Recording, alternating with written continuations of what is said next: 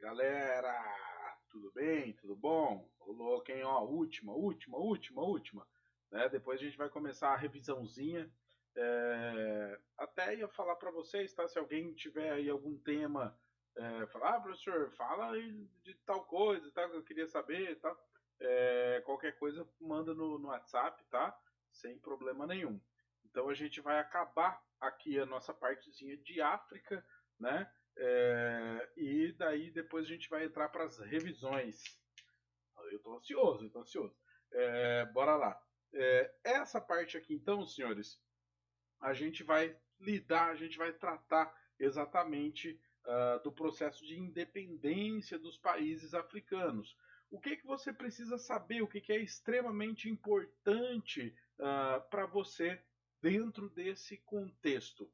Exatamente como foi que ocorreu, como foi que se deu esse processo de independência. Um outro fato que é bastante importante é que você saiba o seguinte: é impossível a gente chegar e estudar todos os casos, um a um aí, dos processos de separação, dos processos de independência da África, exatamente porque daria matéria para um ano, né? Então, cada país aí vai ter as suas particularidades, vai ter os seus processos, seus conflitos.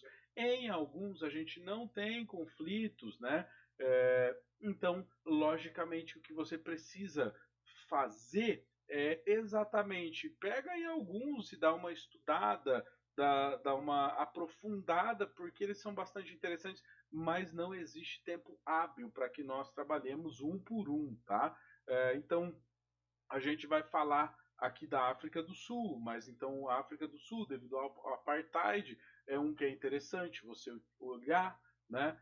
Ruanda, dos conflitos, lá tem até o filme, né? O Hotel Ruanda, dos Tutsis e dos Hutus, da Somália também é interessante, do Congo também bastante violento, né? Mas então pega esses aí, dá uma olhadinha, dá uma lida neles, só para você ficar sabendo aí, né? Bem mais a título de curiosidade, mas então se intere aí desses processos. É impossível a gente acompanhar um por um.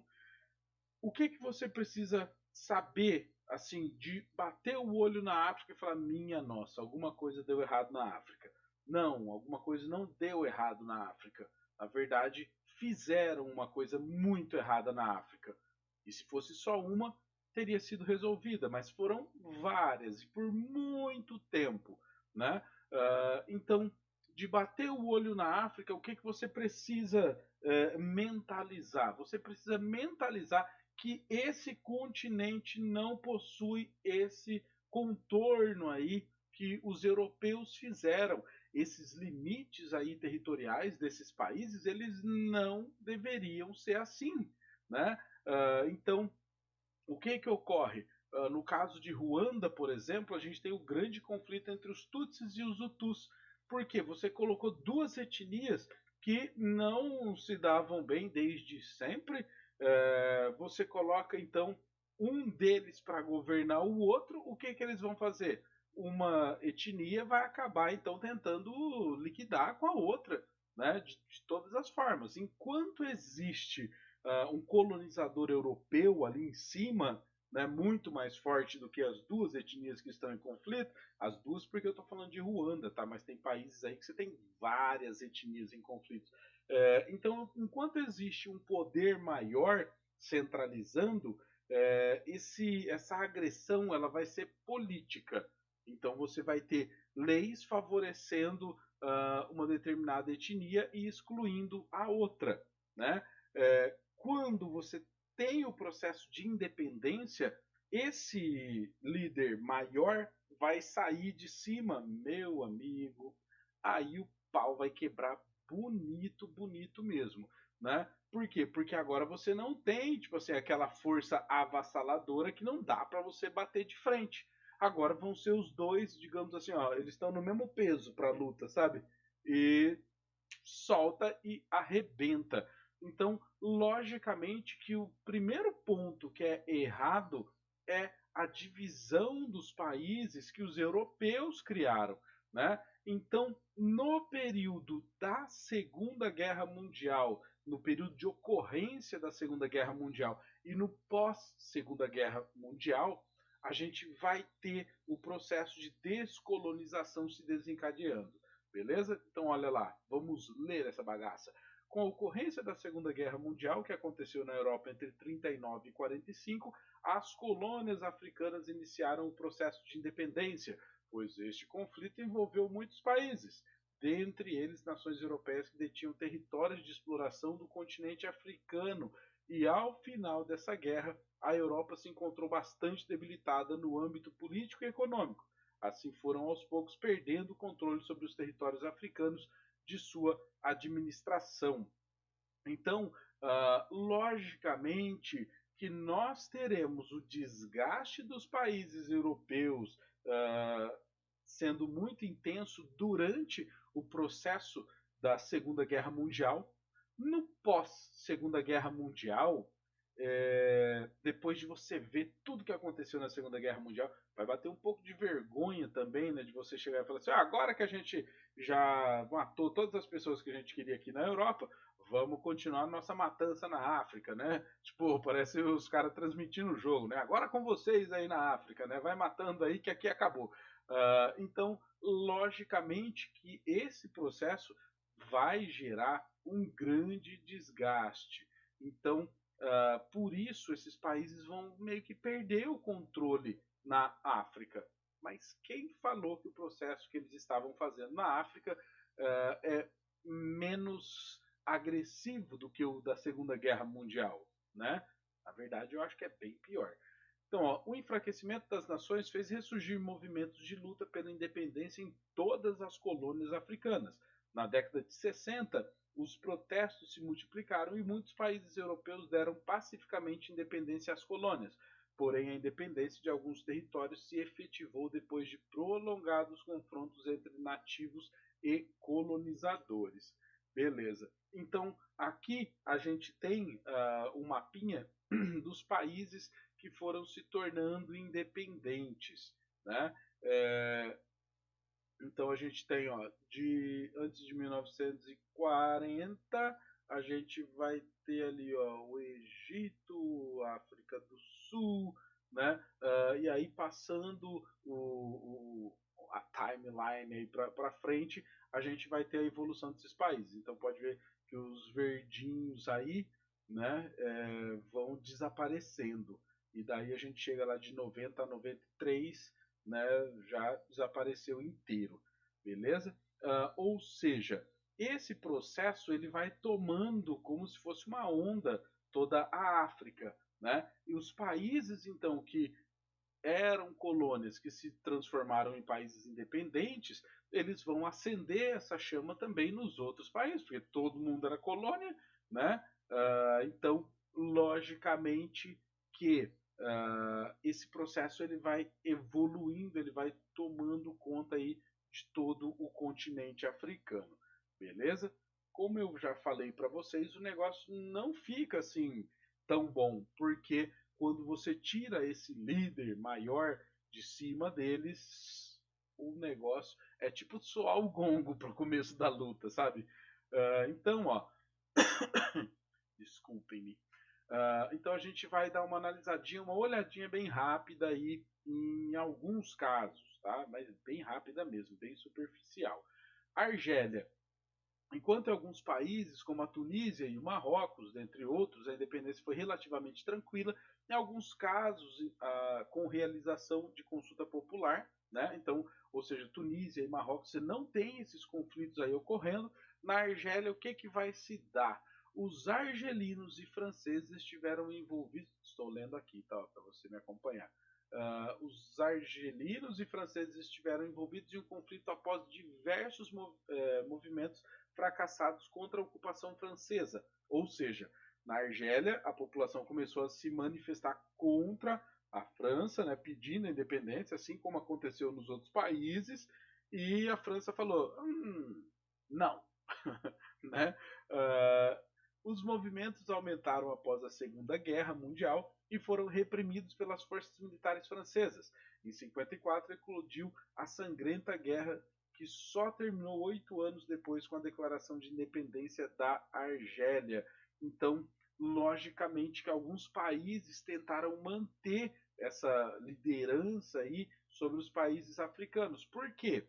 Bom, para extrair recursos, para extrair minérios. E sabe o que é interessante? Relacione duas questões: a criação e desenvolvimento da União Europeia e a descolonização da África. Né?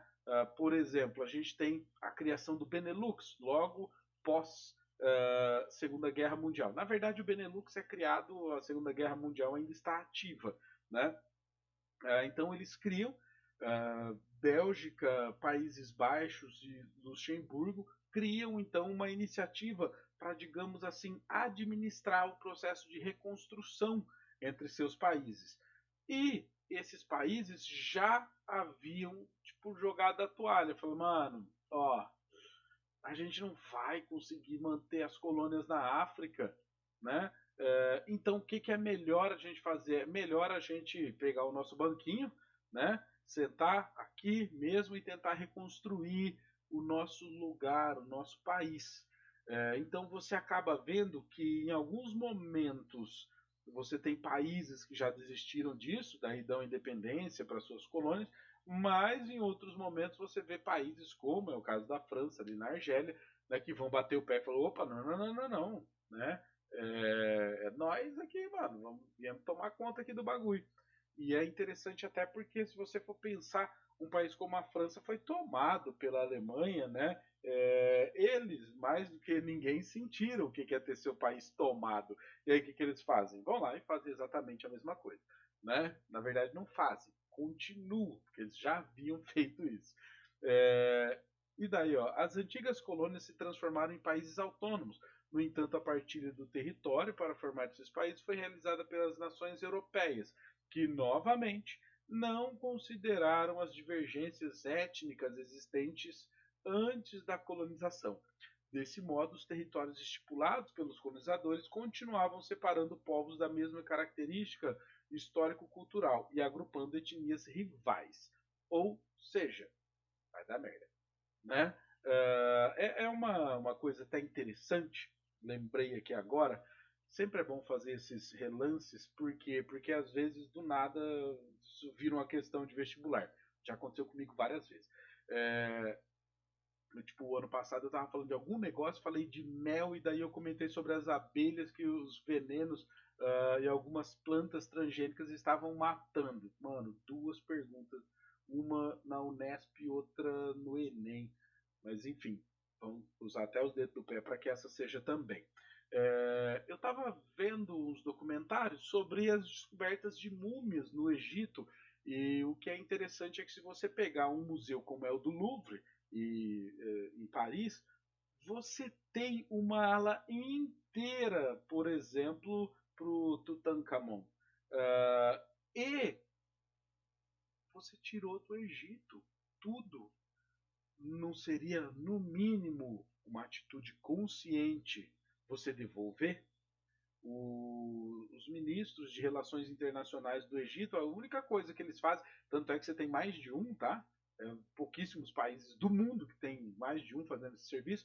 Uma das coisas que eles mais fazem é exatamente manter continuamente pedidos de devolução de artefatos para países como a Inglaterra, França, até nos Estados Unidos, mano, até nos Estados Unidos, né? Os Estados Unidos que começaram esse processo de tomar conta do mundo mais tarde do que os europeus, né? Até lá eles já roubaram bastante coisa do Egito. Então o Egito pede de volta.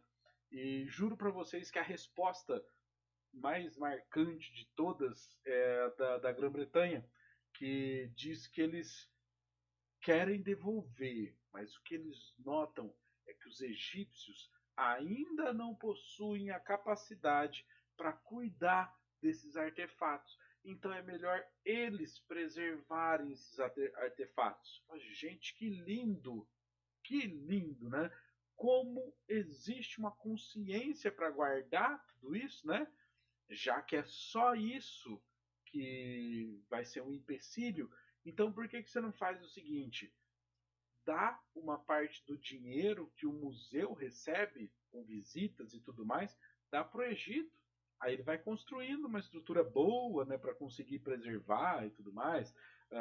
Tipo, no Louvre, eles têm umas imensas alas que são só de artefatos egípcios. Eu teria vergonha de fazer uma exposição num museu. Falar, olha só, são todos artefatos de sei lá qual país. Porque a pergunta que fica é, fala, que legal, hein? Mas é deles, não é? Tipo assim, você foi lá, roubou tudo isso aqui e agora ainda tá mostrando pros outros? Minha nossa, esconde isso, né? Mas enfim, bora lá. África do Sul. Na África do Sul existe um processo que é muito lembrado, comentado, que é o apartheid. O que que vem a ser o apartheid? O apartheid vai ser a clara demonstração do que ocorre no processo de colonização da África do Sul. Eu vou ler aqui e depois a gente continua comentando. Ó. Uma das heranças da colonização foi o apartheid, que em afrikaner significa separação. Foi um regime de segregação racial adotado de 1948 a 94 pelos sucessivos governos do Partido Nacional na África do Sul, no qual os direitos da maioria dos habitantes foram diminuídos pelo governo, formado pela minoria branca. O que é notável, gente? Notável é que desde o período do processo de colonização da América, essa tática dos europeus foi utilizada. Você pega uma etnia que é minoria, que está sendo subjugada pela maioria, por isso você escolhe a minoria, você vai lá, dá armas para ela, fortalece ela e ela consegue dominar a maioria. E se você tentar apoiar a maioria que já domina, eles. Para que eu vou querer? Eu já domino. Né? Eles vão lá e fortalecem essa minoria. E essa minoria vai tentar continuamente subjugar a maioria. Né? E é uma coisa muito louca. Principalmente você nota pelo desdobramento na África do Sul. Né? Que você tem uma maioria sendo subjugada e usar armas não vai adiantar. Então, eles não vão usar armas, né? Muito inteligente a ação. É muita coragem, gente. É muita coragem. É muita coragem você chegar e fazer um protesto que a polícia condena, a polícia está armada, vai usar as armas e você faz o quê? Você fica parado. Fica parado, mano. Fica parado. Baterem, você não responde, você só, no máximo, você geme. Mas geme baixo que é pra eles não falar. Aqui, ó, me xingou, tá vendo? Agora pra matar todo mundo. Mas enfim. Então, essa política racial foi implantada na África do Sul, antiga colônia britânica, onde a administração política e econômica estava sob o controle desses colonos, mesmo depois da descolonização. De acordo com esse regime, a minoria branca, os únicos com direito a voto, detinha todo o poder político e econômico no país, enquanto a imensa maioria negra restava a obrigação de obedecer rigorosamente à legislação separatista. A imagem ao lado mostra soldados brancos perseguindo criança negra. Então, olha só, eles deram sim a independência à África do Sul. A África do Sul era um país independente, só que no período então de colonização britânica, você formou ali uma liderança branca, né, de descendentes sul-africanos, que vai dominar o país. Então eles dão a independência para a África do Sul e já deixam os brancos no governo, no poder. Que é que os... Presta atenção só nisso. Se você é negro, você não tem direito a voto. Pronto, mano. Você não... acabou, acabou. Tipo assim, você tirou o direito essencial e fundamental. Então, na África do Sul, deixa eu só colocar aqui mais imagens, né? Imagens. Ainda mais eu com o fone assim, porque eu sou o Hamilton, né? Então, o que que acontece? Se você tira o direito ao voto da população negra, eles não vão ter representação. Se você não tem representação em um governo, você não existe, entendeu? Essa que é a grande questão.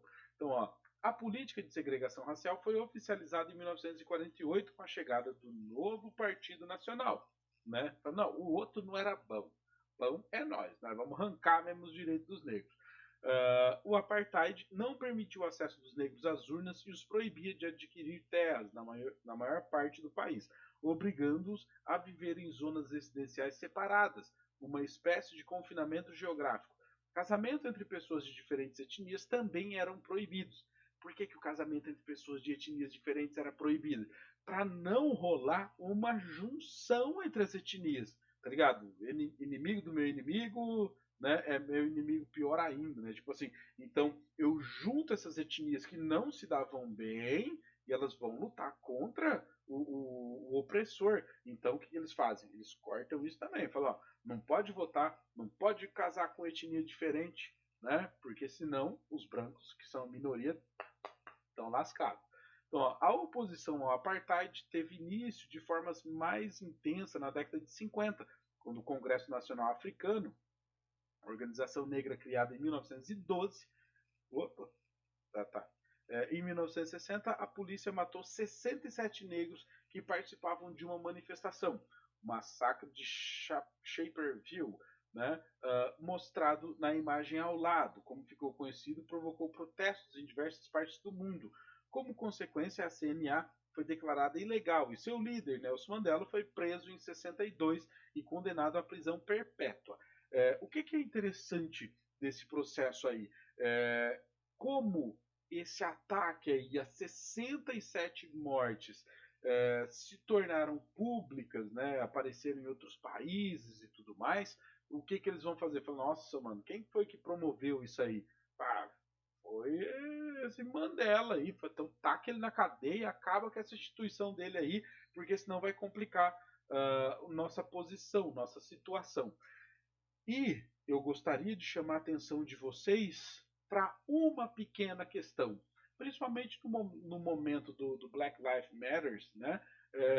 Observe uma coisa, adicione, na verdade, uma coisa. Vidas negras norte-americanas importam, tá? Observe isso. Na África, nesse exato momento, a gente tem conflitos intensos, com um número imenso de negros que estão sendo mortos, assassinados de modos bárbaros. Né? Você tem grupos terroristas atuando por toda a África. Né? Se eles escravizassem a população, eu juro para vocês que me doeria menos, né, do que você pegar, por exemplo, e sair vendendo as crianças como prostitutas, porque elas não são muçulmanas. Não é longe do islamismo ser culpado disso. Tá? Isso é a loucura mesmo dos radicais, dos terroristas. Então, logicamente que, assim como esse processo aí de extrema violência contra os negros não foi notado por muito tempo na África, nunca foi preocupação da Europa e tudo mais, a gente tem hoje esse processo também ocorrendo. Então, o que vai acontecer na África do Sul? Deixa eu só ver aqui o que foi que eu coloquei a tá. Então, a gente vai ter esse processo na África do Sul se tornando extremamente popular, ou seja, conhecido no mundo, e a pressão internacional que vai fazer com que ele acabe. Como que o apartheid vai acabar? Deixa os negros votar, né? Você tem a menor dúvida de que quando tiraram o Mandela da cadeia, ele passou um tempo na cadeia, e tipo assim, todo mundo admirava ele demais, porque ele morreu, né? Por quê? Porque ele saiu da cadeia, foi eleito primeiro presidente democraticamente, assim, por assim se dizer, né, com a maioria imensa, lógico, todos os negros votaram no Mandela. Ele fez uma administração muito interessante, tentando resolver diversos problemas, né? E ele não criou, não fez nenhuma ação para perseguir a minoria branca.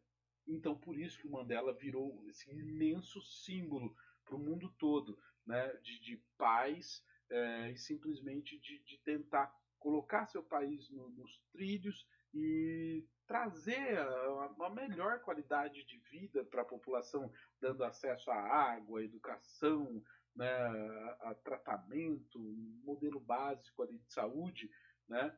E note então que essa virada, principalmente proporcionada pelo Mandela, é o que vai impulsionar a África do Sul a estar entre os BRICS, né? Porque cá entre nós, é um grande feito para um país africano estar entre os BRICS, ou seja, ser um país que é uma aposta para o futuro, beleza? Então, bora lá, ó. A descolonização da África foi tão maléfica quanto a sua colonização, pois a descolonização entre 50 e 70 deu origem a sistemas políticos que não se sustentam sozinhos. Muitos países acabaram em ditaduras, pois alguns queriam chegar ao poder através de golpes e pelo uso da força e não pelo voto, ou em sangrentas guerras civis envolvendo clãs e etnias rivais, para tomar o poder local ou retomar seus antigos territórios, né? Então, a instabilidade do continente é uma herança do caótico processo de colonização e descolonização, além dos séculos de escravidão que fragilizaram a população. Muitos dos conflitos africanos se arrastam há anos sem perspectiva de se obter a paz, como as guerras civis que devastaram a Nigéria, o Sudão e a Somália. São três exemplos tipo assim iniciais, né? Porque tem muito mais. Mostrados respectivamente nas imagens ao lado. As principais tensões atuais ocorrem nos Grandes Lagos e na porção norte do continente. Então, primeira imagem: Nigéria, Sudão e Somália. O que é notável, então? A África ela entrou dentro desse processo no qual ou pelo qual as etnias aí perceberam que, meu, a eleição é um negócio meio frágil.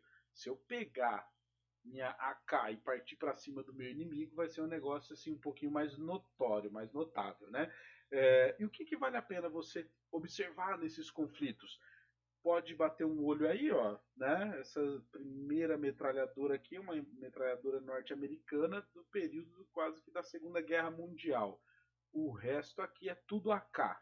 Pode ver, ó, AK, AK, né? AK pra cacete. Isso aqui é um antitanque, se eu não me engano, esse aqui é norte-americano. Acontece que a África, nesse período aí ó, de 50 a 70, ela foi esquecida porque não tinha uma relevância tão grande para os países que estavam dentro da Guerra Fria, né?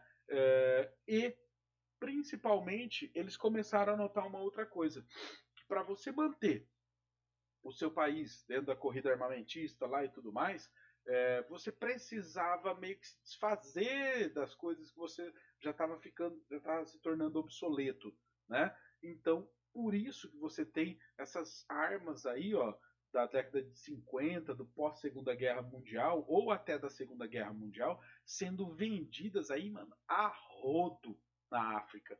Então, por que a ONU, por exemplo, não chega a intervir nesses conflitos aí e tudo mais? Era porque os países que estavam ali comandando, dominando a ordem mundial, que estavam vendendo essas armas, né? Ó, oh, gente, vamos intervir lá no conflito na Nigéria? Os caras falam, não, não. Não, vamos fazer uma votação, então, no Conselho de Segurança. Aí você chegava lá, os Estados Unidos falavam, não, a gente tem outros problemas aí para resolver, né? Tipo assim, ó, cala a boca, nós estamos ganhando um dinheirinho aqui em cima desses caras, né? Então, por isso que você vai ter o aprofundamento aí desses conflitos, né? Porque cá entre nós, mano, onde você acha que esses caras acharam essas armas? Quem foi que deu essas armas? Porque a questão não é só ter o dinheiro para comprar, é ter quem vai vender essas armas, né? Por isso que você pode notar que a indústria, o lobby armamentista, é um dos lobbies mais cruéis do mundo, porque eles fazem isso de caso pensado, tá? Então, ó, a gente vai entrar aqui exatamente no período da Primavera Árabe. Né? Então, ditaduras e revoltas em países da África. Um exemplo do governo ditatorial na África é a Líbia, que enfrentou uma onda de revoltas populares que cresceu para uma guerra civil e culminou com o fim do regime do ditador Muammar Gaddafi. No poder há quase 42 anos, foi morto brutalmente pelos revoltosos e teve seu corpo exposto. A imagem abaixo mostra um protesto com a foto de Gaddafi sendo queimada. Colocar fogo na foto foi o mais bonito que fizeram. Mas enfim, ele também não fez nada de bom. O que que acontece? Ó? A gente vai ter, principalmente né, em 2011, ali se intensificando esse processo, que é a chamada Primavera Árabe. O que que vem a ser a Primavera Árabe? A população do norte da África começou a se revoltar contra alguns ditadores, então, que todos eles possuem essas mesmas características. Os caras estavam no governo há muito tempo e são aquelas questões do cara que governa para ele mesmo, né? O Gaddafi, por exemplo, só para vocês terem uma noção, durante esses 42 anos aí, eu não tenho a menor dúvida que ele ficou louco. Se você digitar Gaddafi no Google, você vai ver as roupas que ele usava. Você vai ver que não tem pé nem cabeça aquilo lá. E ele falava que ele era tipo o líder político, religioso e também da moda no seu país. Então na Líbia ele deveria usar as roupas para criar as tendências, porque ele era a tendência da moda na Líbia. Mas depois você procura as fotos dele, só para você ver o naipe que ele se vestia, que você vai chorar de dar risada. Só que o Gaddafi, por exemplo, ele detinha uma grande quantidade de petróleo. E enquanto ele só fazia essas loucuras e nada ficava assim tão público, os países europeus, os Estados Unidos, meio que deixavam passar, né? Mas principalmente devido a algumas revoltas aí que vão ocorrer ali no seu país, ele vai cometer uma imensa loucura. Ele vai botar o exército para matar a galera que estava fazendo aí as revoltas e tudo mais. Acontece que o exército do seu país são pessoas do seu país que você treina. E então o exército de um país não é para ser usado contra o seu próprio país. Então o exército ele vai se dissolver e vai começar a lutar contra o Gaddafi. E o Gaddafi vai lá e vai contratar um exército de mercenários. Então o negócio se intensifica de tal forma que a ONU vai lá e fala: não, vamos intervir? Vamos intervir. Aí foram lá e bombardearam, acabaram com a força aérea do Gaddafi. Porque sem força aérea, aí o negócio fica diferente. Aí então o exército que se voltou contra o ditador conseguiria ganhar. Só que acontece que boa parte da população também entrou no meio desse conflito. Por quê? Porque mataram o povo da família deles e tudo mais. E o povo pega o Gaddafi. Não tem coisa pior. Né? Por quê? Porque depois foram lá, examinaram o cadáver dele e descobriram que entre os ferimentos que podem ter levado ele à morte, tinha vários, tá? Vários, mas deram facada né? Aí durante esse período aí no exército dos Estados Unidos, alguns exércitos aí, os caras criaram uma brincadeira um tanto quanto idiota, que era o cara tava dando bobeira, alguém chegava e dava uma dedada, né? Falou, Gaddafi! Eu juro que eu acabei fazendo isso com alguns amigos meus, mas não tem graça. Tem graça sim, mas é idiota. É isso que eu queria dizer. Só eu sou idiota, eu sei, tá? E daí, gente, o que que acontece? A gente vai ter esse processo da Primavera Árabe passando para outros países também. Né? Um dos países que continua vivendo ali o balanço desse conflito é a Síria. Tá? Qual que é o problema? Você olha então para a Líbia e fala: beleza, tiraram o Gaddafi do poder, era um louco, retardado, né? Tiraram ele e agora? O que, que fizeram? Em quase todos os países nos quais ocorreu a Primavera Árabe, aconteceu o seguinte: eles não conseguiram trabalhar bem essa divisão entre religião e governo. Né? Aqui no Brasil está começando a acontecer isso também. Então, eles não conseguiram dividir isso muito bem. O que aconteceu? Você tem, na maioria dos casos, alguém que era do exército que comandou aí a tomada da maioria das cidades e tudo mais. Esse cara vira candidato. Ele é eleito. Ele quer simplesmente se transformar no novo ditador, né? E daí você vai ter, por exemplo, diversos casos que a Irmandade Islâmica vai criar um candidato. E daí os caras querem transformar tipo numa ditadura fundamentalista. Resultado disso, guerra. Em boa parte desses países aí ocorreram guerras, né, até você conseguir manter um governo ali mais ou menos, né? E daí tipo fica naquela. Fala, então quem que vai estar governando esses países? Pô, quase trocaram 6 por dúzia, meia dúzia. Então nem tantas mudanças aí ocorreram de modo tão intenso, né? Por isso, então, leia junto comigo aqui. Você tem a atuação de diversos grupos terroristas dentro desses conflitos que eles queriam instituir tipo a continuação do ISIS, sabe, do Estado Islâmico. Eles queriam criar o Estado Islâmico na África, um Estado mesmo, territorial, né? E eles começaram a atuar dentro da África, portanto. Existem diversos grupos terroristas atuando nesses países africanos tentando fazer isso, né? Então, ó, após o fim da Guerra Civil, inicia-se uma profunda crise política que dá origem a mais conflitos armados com o envolvimento de várias milícias e as novas forças de segurança do Estado disputando o poder. A população tenta desesperadamente fugir da violência instaurada. Esses refugiados arriscam a vida ao se lançarem no mar Mediterrâneo em embarcações precárias tentando chegar à Europa. Então, esses refugiados fogem não só dos conflitos violentos existentes em várias regiões da África. Tem uns S perdidos, uns faltando, sobrando aí, né? Mas também da pobreza que assola nessas áreas, pois diante de tantos conflitos não há desenvolvimento humano. Deixa eu só ver se tem mais uma imagem aqui. Tem. Beleza. Então, você tem a ocorrência, né, por exemplo, um dos grupos que atua na África, aí, os grupos terroristas que atuam na África, a gente tem o Boko Haram. Né? E o Boko Haram ele é extremamente violento. Uma das coisas que os caras fazem é chegar e tomar escolas. Na África, quase que de modo geral, acontece uma coisa que não é uma realidade do Brasil, que é bastante interessante isso. Na África, é muito comum os colégios serem separados, colégios masculinos e colégios femininos. E eles chegam e tomam os colégios, os dois. Né?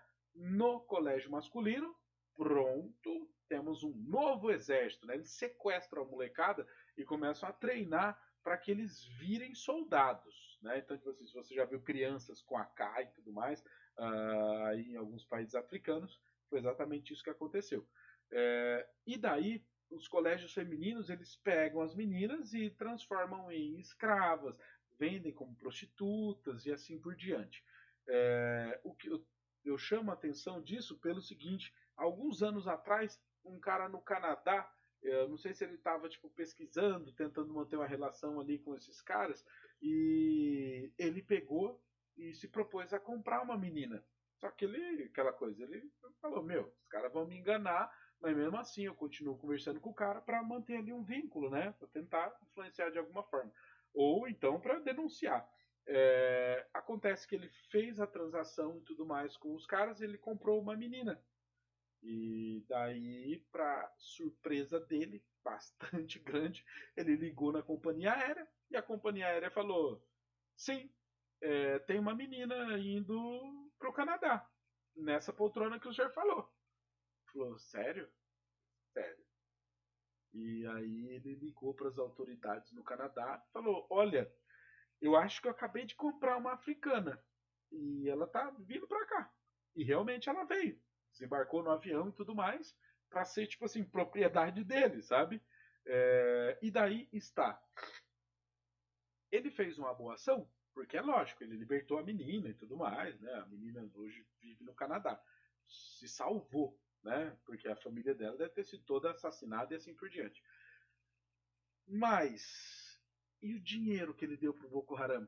Se você pensar no dólar e no continente africano, em um país que está em guerra. Quanto que o dólar está valendo? Sei lá, $2 você compra metade do país, né? Então, na verdade, esse cara ele acabou dando dinheiro para o Boko Haram conseguir sequestrar mais 300 meninas, né? Então ele não teve uma boa ação. A boa ação ele acabou até fazendo, mas tipo assim, essa boa ação vai gerar muito mais más ou piores ações, né? Então é esse exatamente o contexto. Então conecte as coisas. A África pegando fogo aí, né? Diversos movimentos aí então territorialistas, terroristas, né?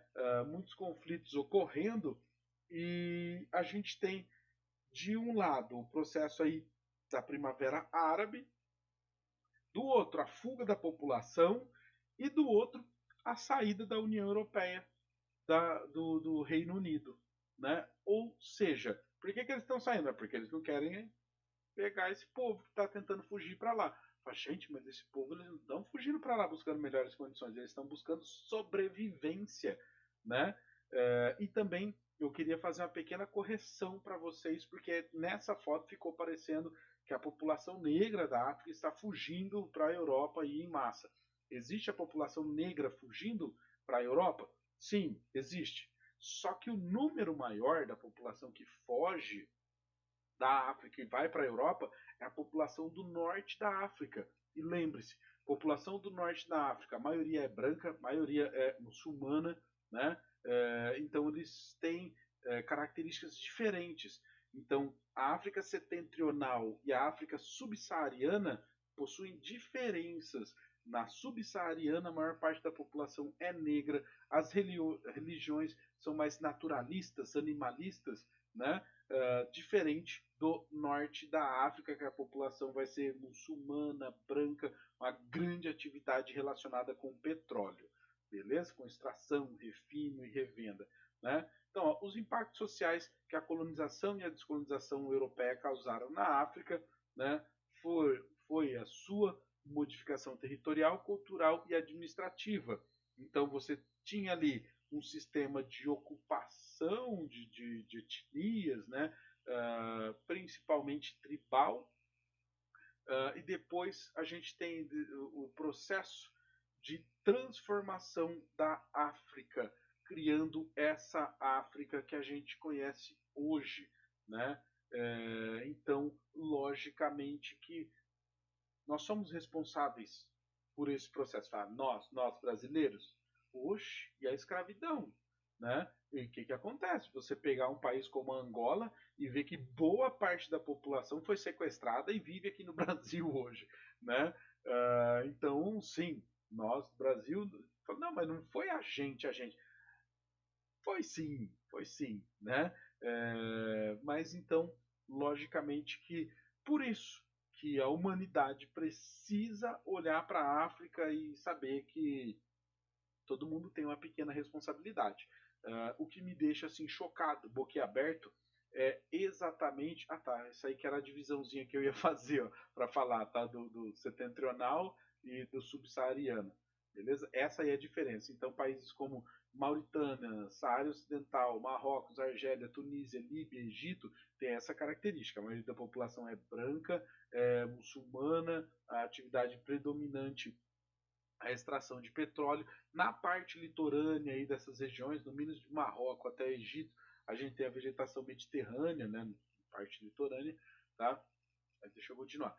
Então, a coisa que me deixa assim bastante chocado é exatamente os países olharem para a África e não verem a sua culpa. Se fosse para hoje a gente tomar alguma atitude, alguma ação para melhorar a África, essa ação, a mais básica de todas elas, seria a seguinte: países desenvolvidos, nada de taxa para exportações de produtos africanos. Por quê?